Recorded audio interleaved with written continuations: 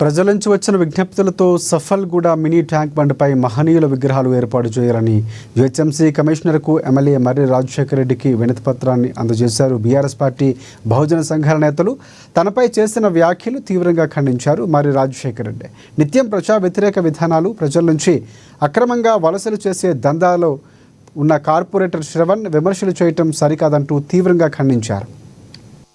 మన దగ్గర ఎక్కడ కూడా వారిని స్మరించుకునే విధంగా ఎక్కడ ఒక గుర్తుపట్టే ప్రదేశాల్లో ఎక్కడ కూడా వారి స్మారకం లేదు అని చెప్పి వాళ్ళు రిటర్న్ గా ఎమ్మెల్యే గారికి ఇవ్వడం జరిగింది.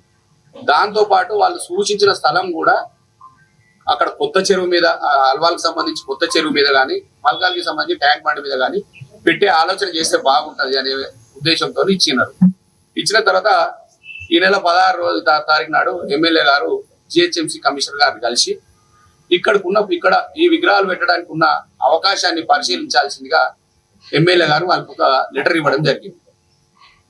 ఇచ్చిన తర్వాత దాన్ని బేస్ చేసుకొని ఈ కార్పొరేటర్ గారు ఏమైతే చేసిందంటే, అక్కడ ఒక ఏదో ప్రోగ్రాం జరిగిన సందర్భంగా అక్కడ ఉన్న కొంతమంది, సరే ఎవరికైనా అన్ని సందర్భాల్లో అన్ని